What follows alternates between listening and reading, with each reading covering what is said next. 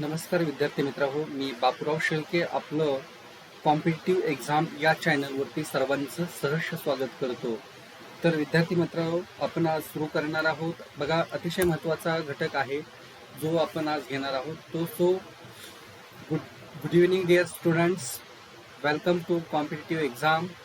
बघा, PSI STI assistant, तलाठी व इतर सरळ सेवा परीक्षेच्या दृष्टिकोनातून महत्त्वाचे घटक आपण इथं पाहणार आहोत व तसेच पुढील येणाऱ्या परीक्षेसाठी उपयुक्त असे मराठी भाषेमध्ये आपले क्लास उपलब्ध असतील. तर आपण आज सुरुवात करणार आहोत सरळ व्याजापासून. अगदी बेसिक पासून सुरुवात करतोय. सरळ व्याज व चक्रवाढ व्याज याच्यावरती आपण आज डिस्कशन करणार आहोत आणि यामध्ये सर्व जे काही आपले फॉर्म्युले आहेत, फॉर्म्युले म्हणण्यापेक्षा आपले जे काही सूत्री जे आहेत ते सूत्र आपण याच्यामध्ये पाहणार आहोत. त्यांचा उपयोग कशा पद्धतीने केला जातो याच्यावरती आपण डिस्कशन करणार आहोत. तर पाहूयात मग. बघा, सरळ व्याज व चक्रवाढ व्याज. आता सरळ व्याज व चक्रवाढ व्याजाला आपण इंग्लिशमध्ये काय म्हणतो आपण बघूयात. बघा, सरळ व्याज व चक्रवाढ व्याजाला आपण इंग्लिशमध्ये काय म्हणतो? सिंपल इंटरेस्ट आणि कंपाऊंड इंटरेस्ट. सिंपल इंटरेस्ट म्हणजे सरळ व्याज. काय? सरळ व्याज. डायरेक्ट काय? सरळ व्याज आहे. बघा, लक्षात घ्या, सरळ व्याज. आणि कंपाऊंड इंटरेस्ट म्हणजे काय? चक्रवाढ व्याज. तर आपण पाहणार आहोत सरळ व्याज म्हणजे काय आणि चक्रवाढ व्याज म्हणजे काय आपण पाहणार आहोत. लक्षात घ्या, सरळ व्याज. सरळ व्याज म्हणजे नेमकं काय? मी स्पष्ट इथं लिहून तुम्हाला दिलेलं आहे. फक्त मुद्दलावर मिळणारं व्याज म्हणजे सरळ व्याज होय. बघा, मुद्दल म्हणजे एक राशी असणारे, एक रक्कम असणारे. ती रक्कम, त्या रकमेवर जे काही व्याज आकारलं जातं त्या व्याजाला आपण काय म्हणतो?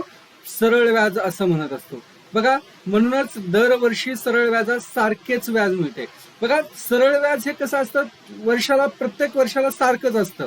म्हणजे त्याच्यात काही वाढत नाही, काही नाही. कारण ती एक रक्कम ठराविक घेतलेली जी असते ती फक्त मुद्दल म्हणजे जी घेतलेली रक्कम आहे त्याच रकमेवर जे व्याज लागतं त्याला आपण सरळ व्याज म्हणतो. म्हणून दरवर्षी ते सरळ व्याज तेवढेच मिळते किंवा सारखेच असते, लक्षात ठेवा.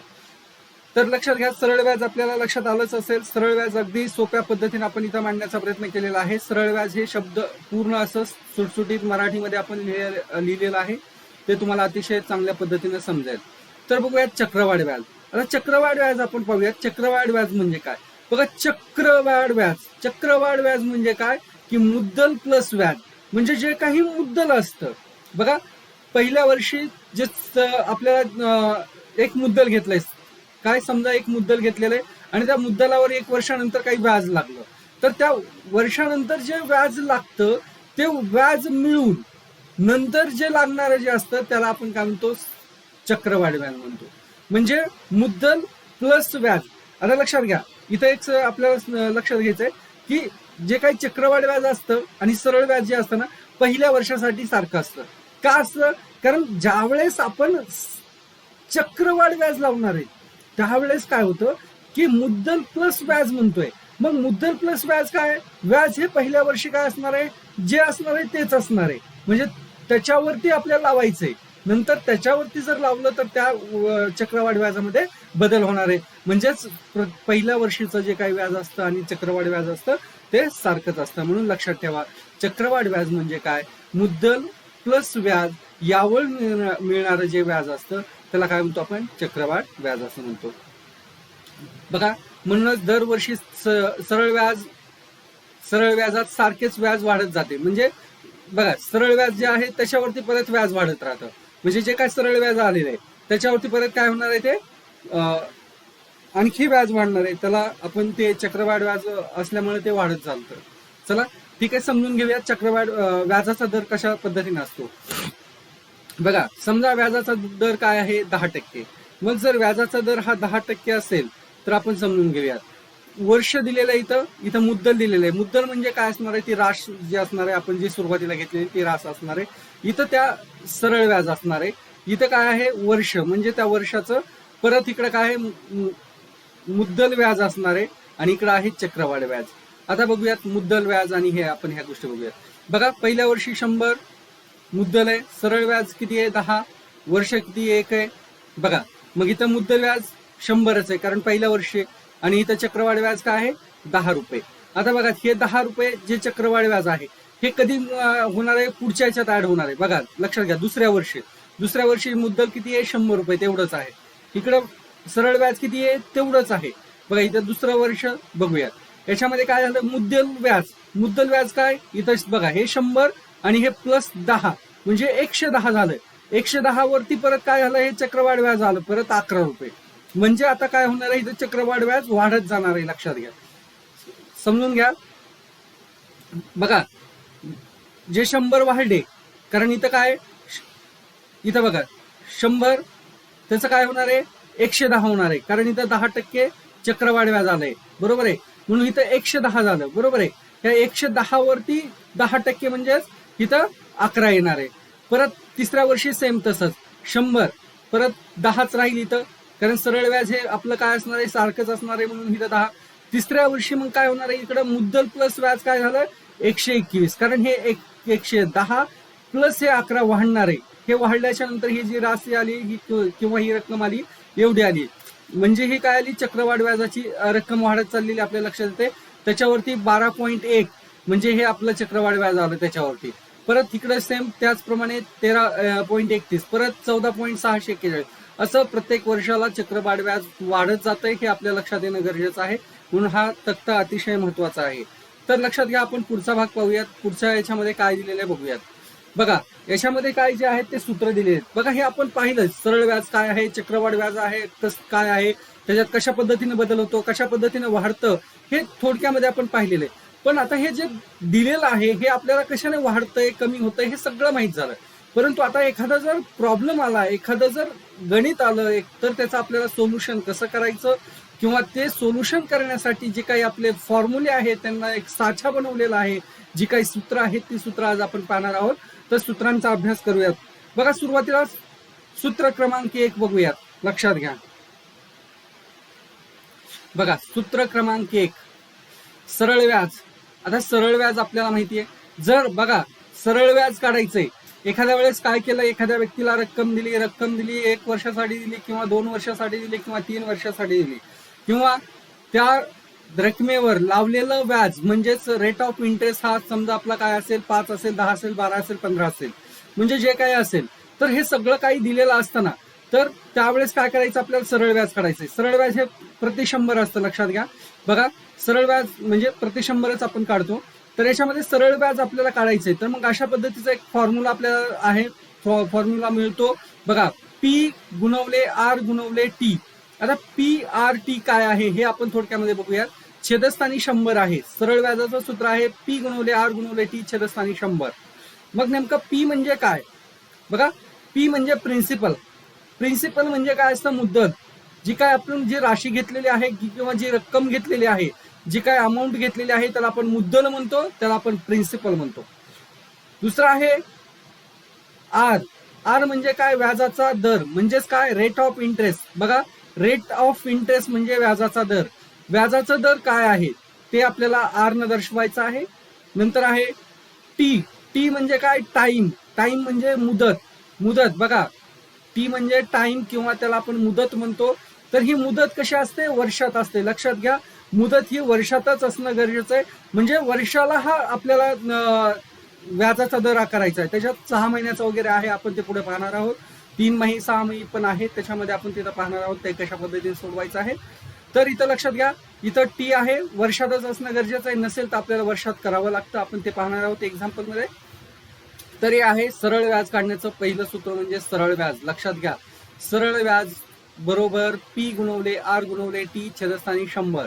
पी आर टी म्हणजे मुद्दल, व्याज म्हणजे मुदल, दर आणि मुदत, छेदस्थानी 100. अशा प्रकारे आपण मांडूयात. पुढचं बघूयात चक्रवाढ व्याज. बघा सरळ व्याज, चक्रवाढ व्याज. चक्रवाढ व्याज बरोबर काय आहे, पी. बघा पी म्हणजे काय, प्रिन्सिपल आहे, लक्षात घ्या. पी इन ब्रॅकेट, पी महिरपी कंसामध्ये. बघा पी महिरपी कंसामध्ये 1 अधिक आर छेदस्थानी 100. आर म्हणजे रेट ऑफ इंटरेस्ट आहे आणि छेदस्थानी 100, महिरपी कंस बंद आणि कंसाचा घातांक टी दिलेला आहे, लक्षात घ्या. टी म्हणजे टाइम आहे, मायनस पी.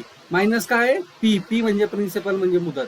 बघा मुदत महिरपी कंसात 1 अधिक रेट ऑफ इंटरेस्ट छेदस्थानी 100, महिरपी कंस बंद, महिरपी कंसाचा घातांक वेळ किंवा मुदत, मायनस पी म्हणजे प्रिन्सिपल म्हणजे मुदत. बघा अशा पद्धतीनं चक्रवाढ व्याज काढायचं, हे सूत्र वापरायचं. याच्यात आपल्याला किमती मांडायच्या आहेत किंवा ज्या दिलेल्या व्हॅल्यूज आहेत, ज्या व्हॅल्यूज दिल्या त्या इथं मांडून आपल्याला सोडवायचं असतं. तर बघूयात आपण दुसरं, चक्रवाढ व्याजाची रास. आपल्याला रास काढायची. आता लक्षात घ्या, चक्रवाढ व्याजाची रास म्हणजे जी काही रक्कम जी आहे, चक्रवाढ व्याजाची रक्कम म्हणजेच रास असणार आहे. तर चक्रवाढ व्याजाची रास बरोबर आहे पी. पी म्हणजे प्रिन्सिपल महिरपी कंसात 1 अधिक आर छेदस्थानी 100, महिरपी कंस बंद, आणि इथं टी दिलेलं आहे म्हणजेच मुदत दिलेलं आहे. म्हणजेच आपण काय काढलेले तर चक्रवाढ व्याजाची रास घेतलेली आहे. तर याच्यासाठी हे सूत्र वापरायचं. फक्त बघा इथं चक्रवाढ व्याज काढताना काय फरक आहे, इथं काय फरक आहे हे लक्षात घेणं गरजेचं आहे. तर अशा पद्धतीने आपण ही सूत्र पाहिलेत. आपण बघूयात पुढची काही सूत्र. चला बघा, आपण ही सूत्र पाहिली, याच्यात थोडक्यात स्पष्टीकरण आपण बघूयात. हे जे सूत्र पाहिले याच्यात काय काय महत्वाचं आहे, कशा पद्धतीने इथं दिलेलं आहे ते सूत्र आपण सुरुवातीला बघून घेऊयात. बघा, मुदत नेहमी वर्षातच असावी.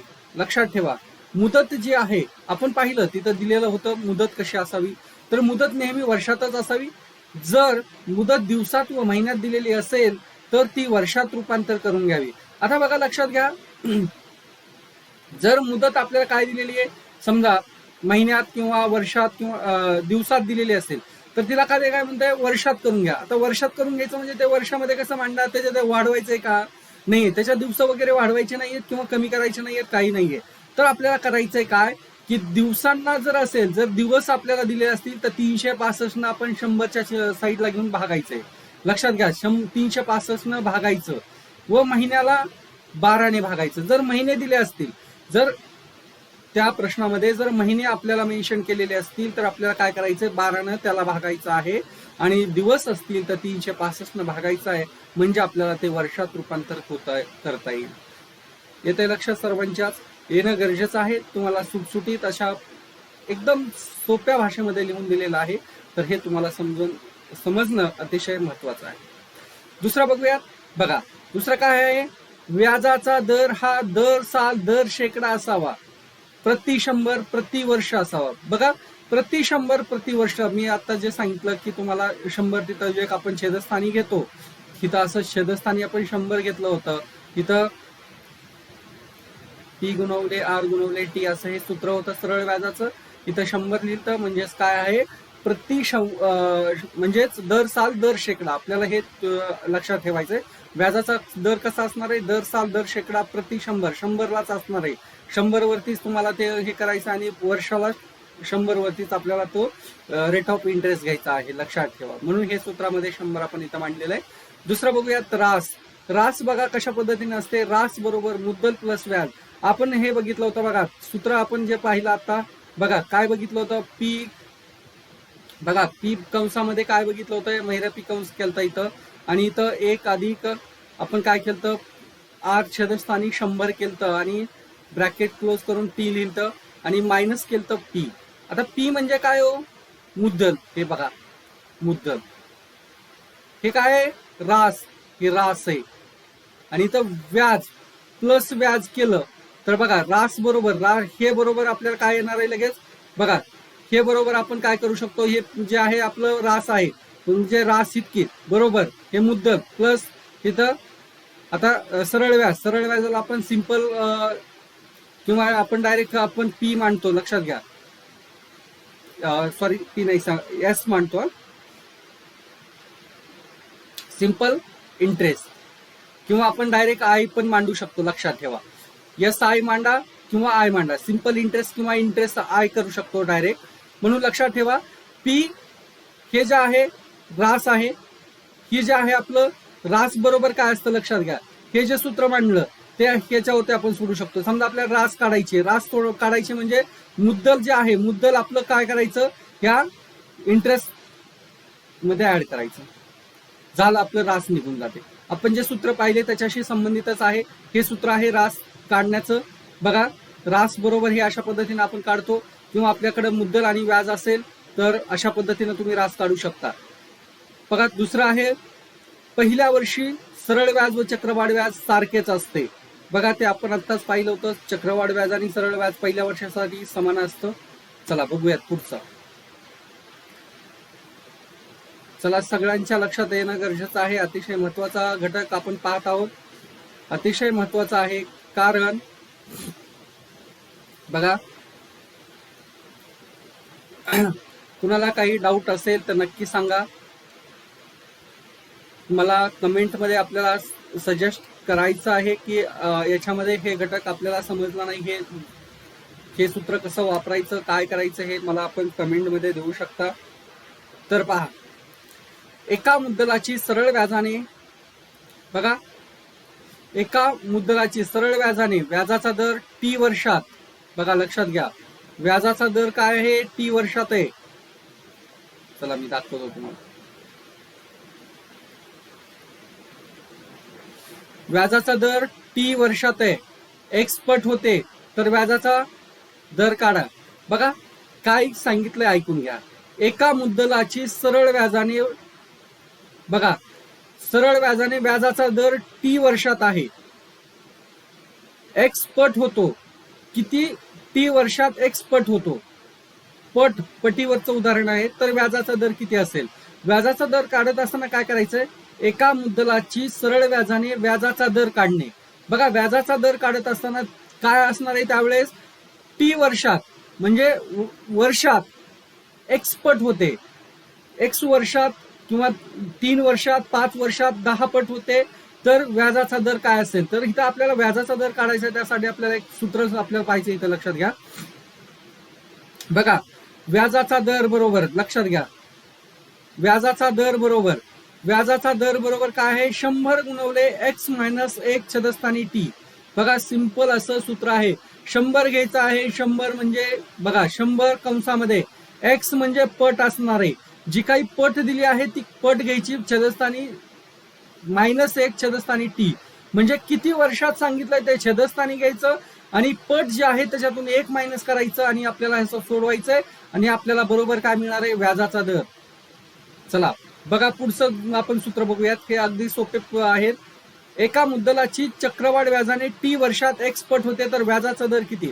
आता बघा इथं एका मुद्दलाची चक्रवाढ व्याजाने, इथं काय दिलंय, सरळ व्याजाने दिलंय, लक्षात ठेवा, कन्फ्यूज व्हायची गरज नाही.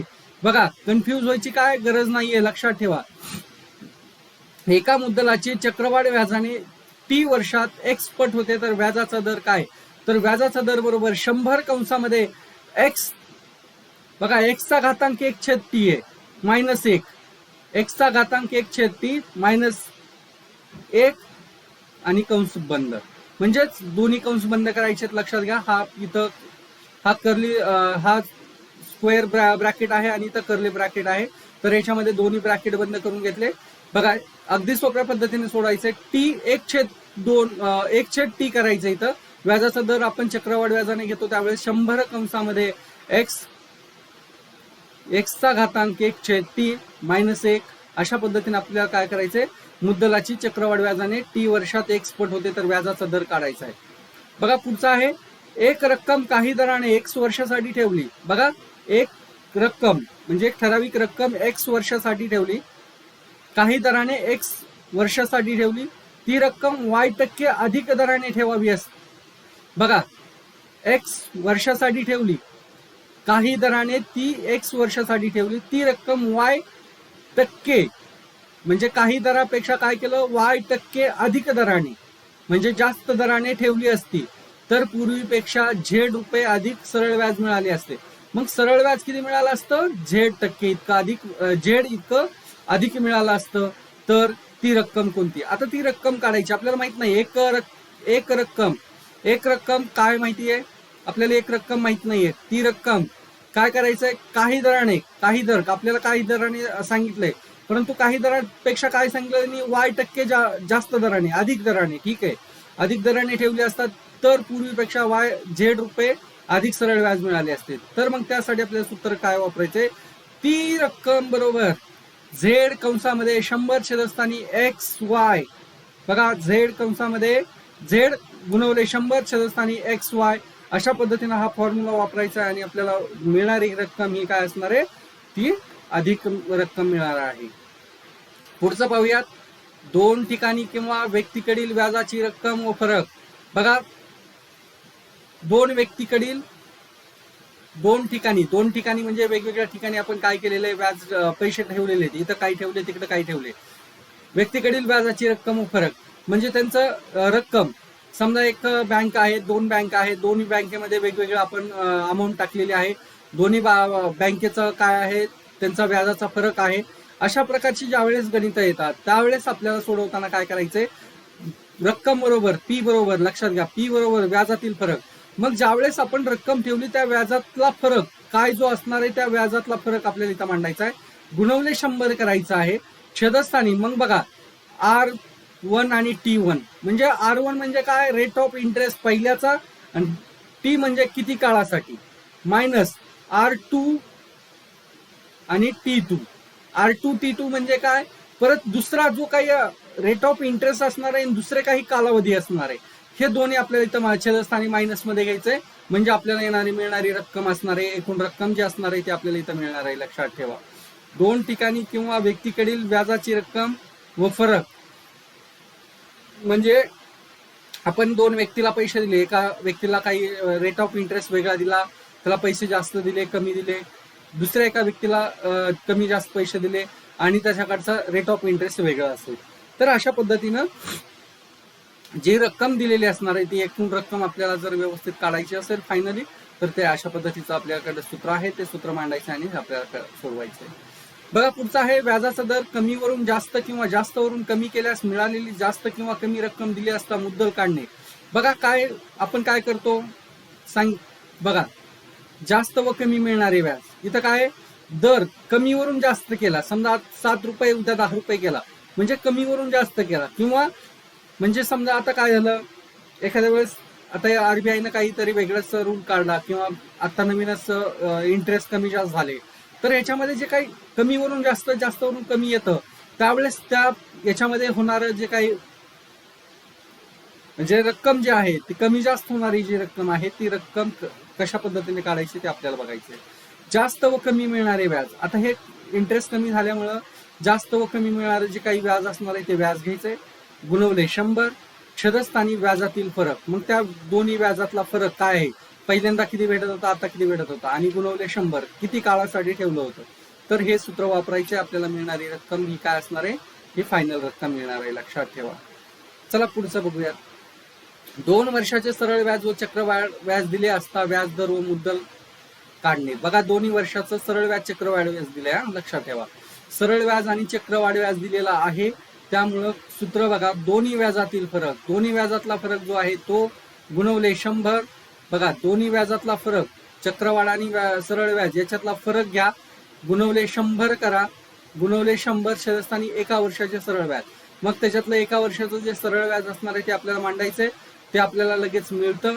मग आपण इथं काय करूयात, तिथं हे सरळ व्याज मांडूयात आणि आपल्याला सोडवायचे ते उत्तर येणार आहे. दर, व्याजाचा दर आपल्याला इथं मिळणार आहे. दोन्ही व्याजातील फरक गुणवले 100 छेदस्थानी एका वर्षाचे सरळ व्याज. त्याच पद्धतीनं मुद्दल काढायचे, इथं व्याज दर काढा, इथं मुद्दल काढायचंय. मुद्दल काढताना काय, व्याजातील फरक गुणवले 100 छेदस्थानी R छेद वर्ग.